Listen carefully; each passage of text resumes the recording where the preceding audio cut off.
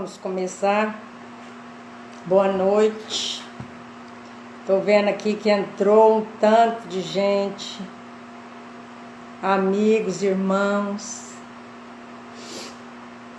né? Nós vamos preparando nossa aguinha para no final a gente fazer a nossa fluidificação. Vamos começando, eu vou fazer uma leitura de harmonização para a gente começar a nossa palestra hoje. Eu vou ler a parábola do festim das bodas, no capítulo 18. Então, Jesus, falando ainda em parábola, disse-lhes: o reino dos céus é semelhante a um rei que, desejando fazer as bodas do seu filho, enviou seus servos para chamar os que haviam sido convidados. Estes, porém, recusaram a ir. Enviou ainda outros servos, com ordem de dizer da sua parte aos convidados: preparei meu jantar, matei meus bois e todos os meus cevados. Tudo está pronto. Vinde a bodas. Mas eles, não se incomodando com isso, partiram. Um para sua casa de campo, outro para seu negócio. Outros agarraram seus servos e os mataram, após lhes fazer vários ultrajes. O rei, tomando-se de cólera e enviando seus exércitos, exterminou os assassinos e lhes queimaram a cidade. Então disse aos servos: o festim da bodas está pronto, mas os que para ele foram chamados não são dignos dele. Ide, pois, às esquinas e chamai às bodas todos que encontrardes. Os servos, então, saindo pelas ruas, reuniram todos os que encontraram, bons e maus, e a sala de bodas ficou repleta de pessoas que se colocaram à mesa. O rei entrou em seguida para ver o que estavam à mesa, e percebendo um homem que não vestia a túnica nupcial, disse-lhe: meu amigo, como entrardes aqui sem a túnica nupcial? E este homem permaneceu calado. Então o rei disse ao seu povo: atai-lhes as mãos e os pés e lançai-os nas trevas exteriores, onde haverá choro e ranger de dentes, pois muitos são os chamados e poucos os escolhidos. São Mateus, capítulo 22, versículo de 1 a 14. Então, a nossa reflexão de hoje vai ser o capítulo 18 do livro do Evangelho segundo o Espiritismo, muitos chamados e poucos os escolhidos. Então, Jesus falava por parábolas. Naquela época, a população rude, e ele pegava exemplos, né, de coisas rotineiras da região. E essas parábolas são histórias com fundo moral. Então, quando ele fala em parábola com fundo moral, ele pega alguma coisa que a região continha. E como o casamento era uma coisa muito importante na época, né? Porque a gente recordar o primeiro milagre de Jesus, né? Quando ele transformou água em vinho, foi em um casamento. E essa nossa leitura de hoje, né? Que Jesus se referia aos povos simples, humildes, e tinham dificuldade de entender as coisas espirituais. Aí vem essa parábola do festim de bodas, né? Ela é uma parábola muito bonita, como todas as parábolas do Evangelho. Mas essa parábola nós vamos pegar para nós como os cristãos que somos, cristãos espíritas, né? É uma parábola para levar para a nossa realidade. Essa realidade na parábola, o rei é Deus, né? Ele compara um reino dos céus, que é uma festa. O que a gente encontra numa festa? Alegria, né? felicidade, reencontros, e é um estado de paz interior, harmonia, né? E uma comunicação com Deus. O casamento, quando ele fala, vou casar meu filho, ele quer dizer que Jesus, né, o casamento de Jesus com a humanidade. E quando ele fala no jantar, são os ensinamentos de Jesus. Quando ele pede os servos para ir, né, fazer os primeiros convidados, chamar, né, convidar, os servos são os profetas, os missionários, e os primeiros convidados são os hebreus. Os outros convidados não, são as pessoas, né, que têm uma distração na sua vida material. Ele chama, depois disso, a gente viu na parábola, ele vai chamar os bons e os maus para ouvirem as suas palavras. E essa túnica nupcial, o que quer dizer isso? Né? São pessoas que têm o coração brando, pacífico, humilde e limpos. Então, essa parábola nos leva para a nossa realidade hoje. Ele está chamando todos nós, bons e maus, para o ensinamento das palavras de Jesus. Jesus nos convida constantemente, né, para irmos para esse reino de amor, esse reino dos céus. Vários de nossos irmãos ouviram o convite e foram. Os exemplos são vários. E entre eles está Paulo de Tarso, né, que foi Saulo e depois virou Paulo de Tarso. É do livro Paulo e Estevão. Quem não leu ainda tem que ler. É um livro transformador. É um livro lindo de se ler, né? Teve o Zaqueu, teve Pedro, teve Francisco de Assis, Chico Xavier, Gandhi. Então são vários os nossos irmãos, né, que aceitaram o chamamento de Jesus. E nós temos que ver, né, que quando ele fala para os servos, vão lá e peguem os bons e os maus, ele está nos convidando constantemente, né, há muito tempo, a aceitarmos o reino dos céus. Mas a maioria de nós, né, não aceitamos esse convite, porque a gente dá mais valor na vida material do que na vida espiritual.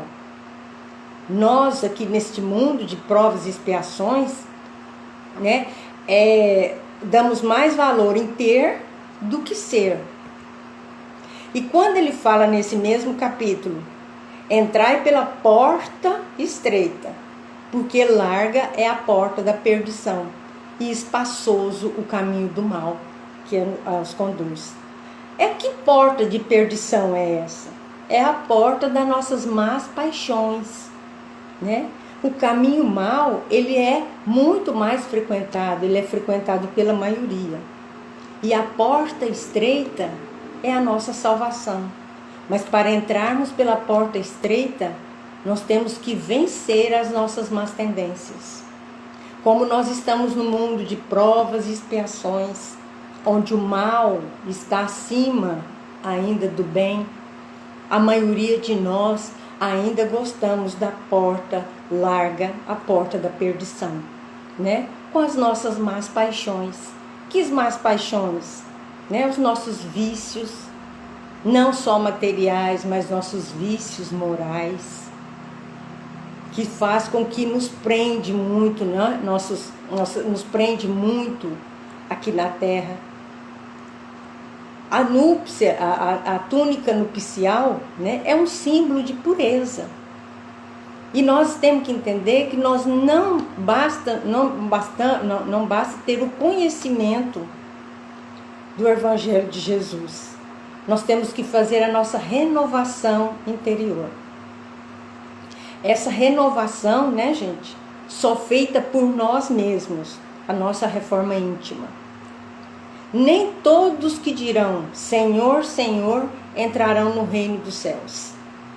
E aqui é uma coisa para se pensar, porque muito de nós temos o conhecimento, praticamos o bem dentro das nossas casas espíritas, de todas as religiões, mas não adianta só o conhecimento e a prática, se a gente não fizer a nossa renovação interior, a nossa reforma íntima, e usarmos esse conhecimento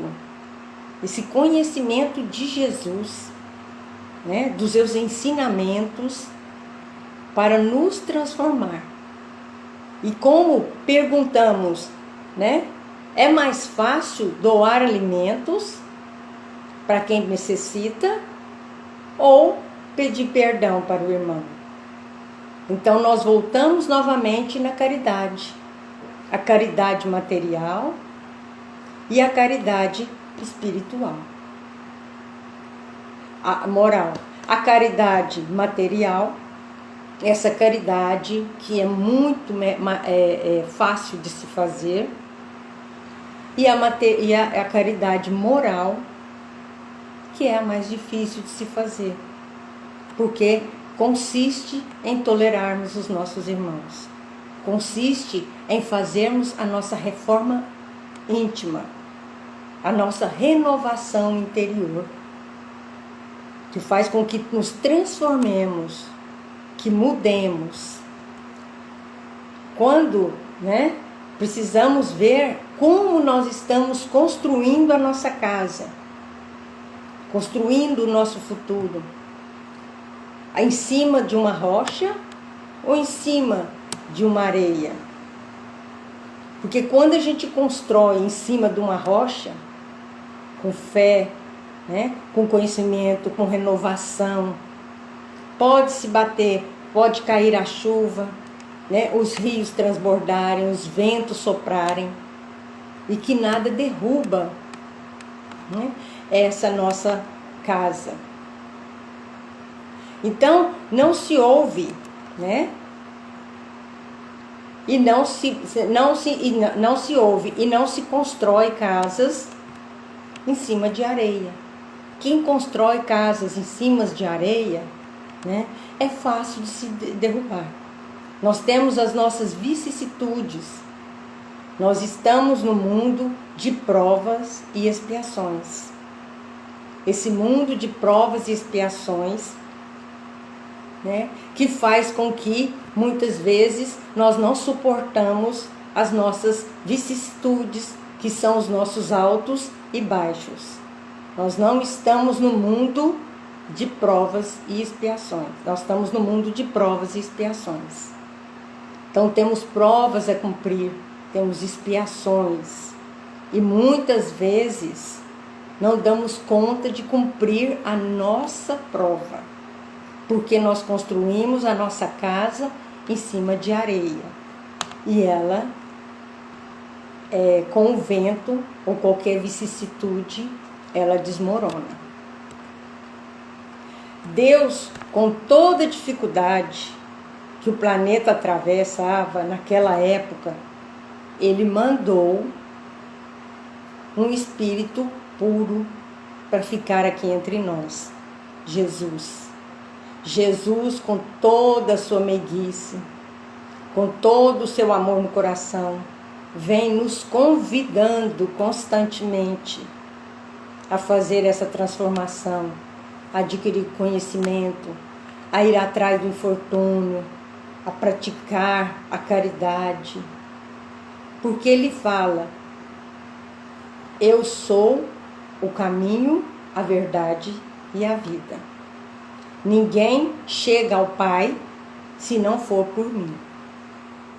E nós, muitas vezes, continuamos protelando. E quando, né, a gente protela no sentido de: eu começo quando eu aposentar, eu começo quando meus filhos crescerem, eu começo quando eu casar, eu começo quando eu tiver mais dinheiro, eu começo quando arrumar um emprego melhor. E aí a gente vai protelando, dificultando, atrasando a nossa evolução. Né? Quando olharmos para dentro de nós, nós vamos aceitar o convite de Cristo. Não adianta batermos no peito e falarmos que somos cristãos e não fazer nada que nos leva ao reino de Deus. Não fazermos a nossa transformação. E aí ele faz uma pergunta: são seus discípulos aqueles que passam o dia orando e não são melhores, nem mais caridosos, nem mais indulgentes com os seus semelhantes? Né? Procurai os verdadeiros cristãos e reconhecereis pelas suas obras. Que obras de bondade, de esperança, olhar o irmão como irmãos que somos, filhos do mesmo Pai, perdoarmos as ofensas, sermos humildes de coração, amarmos o próximo como a nós mesmos. Então, Jesus nos deixou o caminho. Ele fala: eu sou o caminho, a verdade e a vida. Né? E quantas vezes nós aceitamos o convite de Jesus, mas não queremos mudar. E aí vem aquele ditado, né? Pau que nasce torto, morre torto. Isso não é uma realidade. Nós podemos mudar e temos que mudar se a gente quiser chegar, né, no mundo de regeneração. Então, Joana de Ângeles vem falando para nós que a reencarnação, né, é como nadar contra o rio. Porque nós viemos de baixo e vamos para o topo. Nós viemos simples e ignorantes. E vamos chegar a espíritos puros. Temos, né, muitas vezes chances. As chances que Deus nos dá quando reencarnamos com dons, talentos. E o que nós fazemos com isso? Com esses talentos, e nem a parábola do talento. Pegamos o talento e fazemos que nem aquele mau servo. Enterramos o talento para não perder. Então, quando a gente ouve aquela palestra, aquela parábola dos talentos, né, ele quer que nós progredimos, nós duplicamos os nossos talentos, nós aumentemos os nossos talentos. Então, as leis morais, né, que Jesus deixa para nós, está a lei do progresso. Ele quer que nós evoluímos.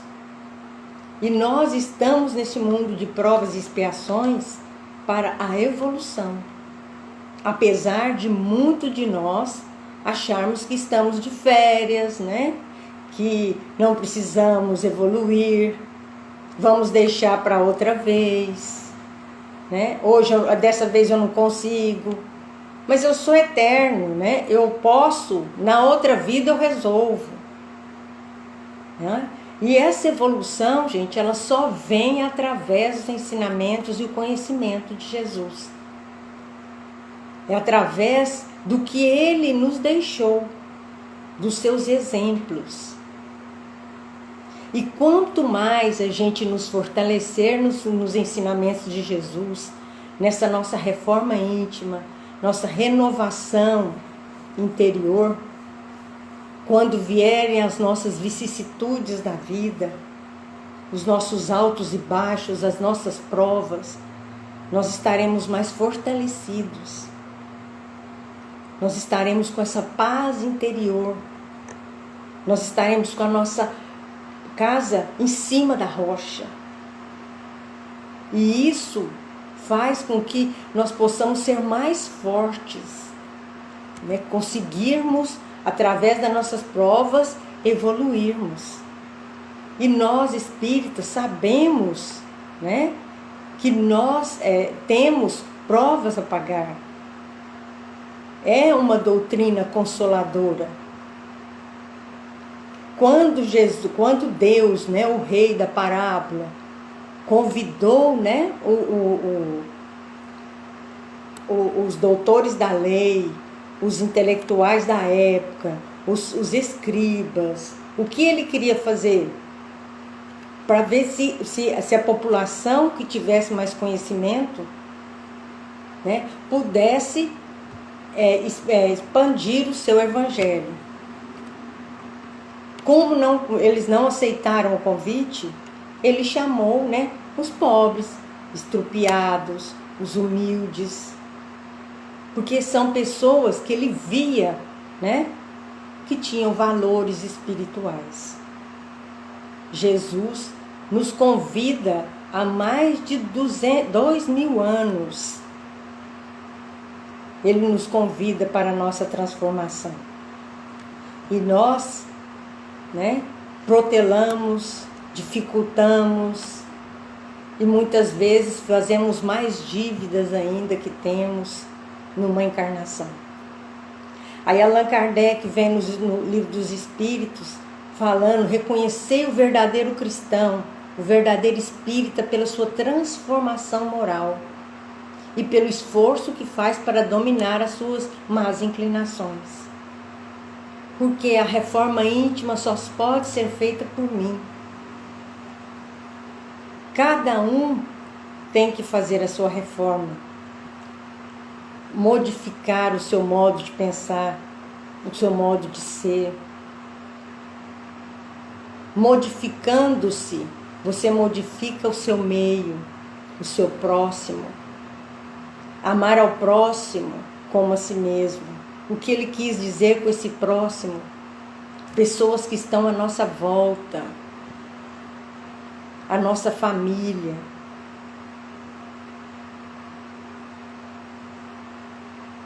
Então, não deixando de falar do nosso momento atual, né, a nossa pandemia, que é uma fase de transição nitidamente, né, visível, né, que não é fácil. E mudança, gente, gera instabilidade, que nem a nossa mudança interior. Né? E a mudança do nosso planeta está gerando essa instabilidade. E é muito difícil. Porque se a gente comparar, né, nosso planeta está sendo igual um barco, né, que os ventos estão levando, a tempestade, e que a gente acha que não tem fim, mas que tudo passa. Nossa vida virou de ponta cabeça, nossos valores modificaram. Nós tivemos que nos instruir, nós tivemos que buscar a reforma dentro dos nossos lares, dentro de nós mesmos, nesse isolamento social. Essa pandemia é uma característica nítida de uma transição planetária. Para irmos para o planeta de regeneração, só através da nossa reforma íntima, nos transformando pelos ensinamentos de Jesus, pelos conhecimentos, para nos transformar. O convite sempre é feito. Nós temos que aproveitar. Não sabemos o momento da nossa partida para o nosso lar, né? Nossa casa. Porque nesse planeta nós estamos de passagem. Nós estamos aqui para cumprir nossas obrigações, nossos deveres. Esse planeta Terra é um planeta escola, hospital, prisão. E nós vamos desencarnar. E quando chegarmos em casa, vamos chegar melhores do que chegamos aqui, para irmos para um planeta de regeneração. Então fica aí essa reflexão. Fica aí, né, essa história, né, dessa parábola, para termos certeza que Jesus está sempre nos convidando, que possamos estar sempre com os corações abertos para a mudança, para a nossa renovação interior. Que possamos, né, pensar que temos conhecimento, estamos praticando e muitas vezes não estamos renovando. Então, que essa paz de Cristo continue em nossos corações. Que possamos estar sempre ligados ao Pai, amando sempre os nossos irmãos. E assim vamos fazer a nossa fluidificação das nossas águas, vamos fazer a nossa prece final. Então vamos fechando os olhos e pedindo a Jesus, nosso irmão, nosso mestre, nosso amigo, que possa colocar nas nossas águas que bebemos, dos nossos lares, as águas da caixa, o remédio necessário para o nosso fortalecimento físico e espiritual, de acordo com a nossa fé e o nosso merecimento. Que o Senhor Jesus continue iluminando cada um de nós, iluminando os nossos lares, nossos familiares, aonde estiverem, encarnados e desencarnados.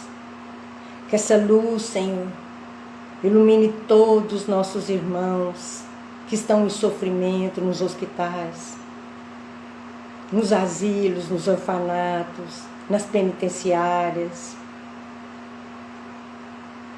Nossos irmãos que estão nas ruas, Senhor, sem teto. Abençoai os nossos governantes, os profissionais da saúde que estão lidando com os nossos irmãos doentes, não só do Covid, mas todo tipo de doença. Olhe, Senhor, nosso planeta. E assim, Senhor, só temos o que agradecer. Que a paz de Cristo continue em nossos corações e que possamos ser luzes aonde nos encontrarmos. Obrigada, Senhor. Fique conosco hoje e sempre, que assim